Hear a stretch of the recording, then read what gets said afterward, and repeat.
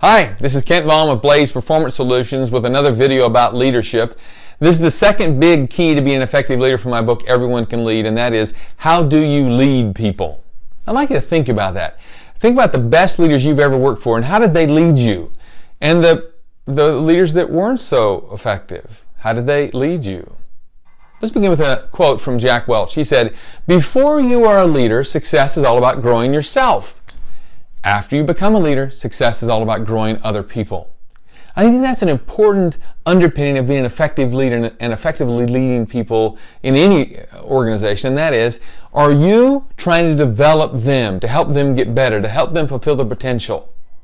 Or are you just cracking the whip all the time?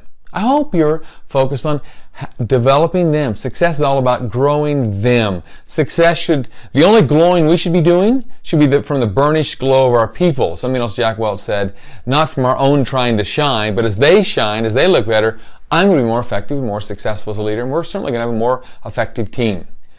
Another important key about how we lead others is empowering them. Many years ago, I worked for a guy named Charles Moriarty, who was an executive with Kimberly-Clark Corporation.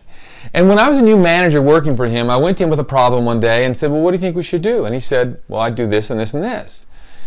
And after we got done with that, I was really excited for the answer, was ready to go out the door to get to work and implement that answer. And he said, "Hey, Kent, you can come to me with anything you want, anytime. But what about this? What if whenever you had a problem or an issue you were facing, what if you thought about one or two possible ideas, one or two possible ways to solve it, and then bring those to the conversation, and then we'll look at those?" I thought, "Oh, me? This new young manager?" I said, "Yes, sure, happy to do that, Charles." It was amazing over the next few months how much I learned, as every time I had an issue or a problem, I thought about, well, how could we solve this? And then I would take that to Charles. Often as not, we would choose one of my ideas, not his. And eventually I realized that there were some things I could just handle on my own, and I didn't even need him. But it was all because he started by believing in me and empowering me by saying, well, bring your ideas. Let's start by looking at those ideas. In fact, it was incredibly motivating to me. As you think about leadership, I think leadership is really great, is described well when you think about being a coach and being a cheerleader. Yes, there are times as a leader we need to judge and we need to be critical of things and solve things, etc.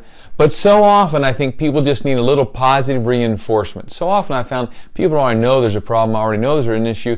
They don't need me to jump on that with both feet as a judge and a critic, but could use a little coaching. You can do this, and give them some skills and direction.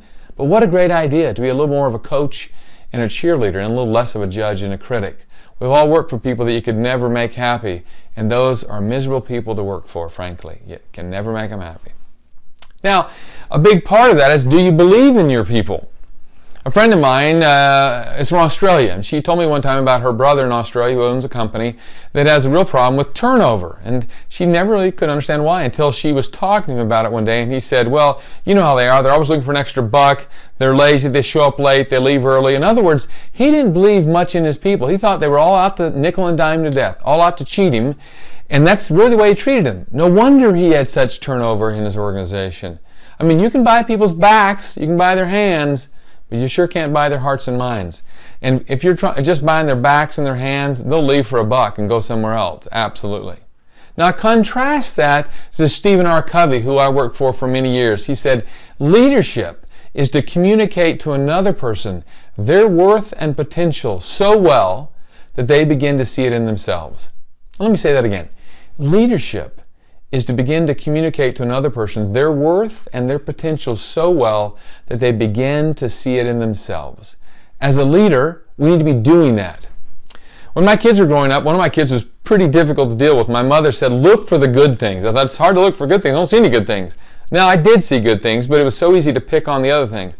But as I started focusing on the good things that child was doing, it was amazing how over time they rose to the level of expectation. And that's been my experience as a leader for more than 4 decades. People absolutely, on average, typically, the majority of the time I should even say, rise to our level of expectation in them. Now, that brings up another point. Trusting our people. We should be trusting them. Now, I'm not saying trust them with $1 million project when they've never worked on a $1,000 project. You know, use smart trust, as Stephen M. R. Covey says, but absolutely trusting them. Abraham Lincoln said this so well when he said, it is better to trust and be disappointed every once in a while than to mistrust and be miserable all the time. I absolutely agree with that principle. Better to trust and be disappointed once in a while. Yeah, use smart trust. But better that than mistrusting everyone and being just miserable, thinking everyone's out to get us. Because you know what? They're not. There are some people that are, but most of the people that work for us absolutely are not. I would say probably very few of the people that work with us are out to. They're out to make a difference. Trust them and see how they rise to the level of expectation. Collaboration is another thing we have to do on a team. As a leader, I'd like to think of yourself as a conductor of a fantastic orchestra. You need the woodwinds to do their part, and the brass to do their part, and percussion to do their part, and the stringed instruments to do their part, and collaborate all that to bring in this great, beautiful music. The larger the organization you lead, the more important it is to collaborate effectively. I have seen leaders who like to create hate and discontent. This group competing against this group, and that team, he speaks ill about this group to that team, and that team to that team. And whenever I see a leader like that, I'm thinking, hey, they're just going to talk about you behind your back too. Those are not the people you want to work for, and they most assuredly are not the kinds of leaders we need to be. Think of yourself as a conductor who's leading a great orchestra, a great ensemble of people and teams and departments to be successful. Now, in this, there's so much more we could say about how do you lead, but this video is not supposed to go on for 30 minutes. I'll end with a story about a guy named Dr. Robert Jarvik. He's a physician who he and his team became really proficient with artificial heart valves and solving heart problems with people. And he was being interviewed one time by an author, Tom Peters, for a book about leadership. And Tom Peters started to ask this Dr. Jarvik some questions about leadership. And then Dr. Jarvik got paged, back when they used pagers, and had to go check on a patient. He said, I'll be back in a few minutes, Tom. Just sit tight. And he said, no problem. See you in a few minutes. Soon after that, there was a knock on the office door, and a gentleman opened the door and said, hey, can I come in and clean some things up? And he said, sure. And he was obviously the custodian who came with a cart, dusting and throwing out garbage and doing a variety of things. And Tom Peters asked him a few questions about what it was like to work for Dr. Jarvik and what he did there and what it was like to be there and so on and so forth.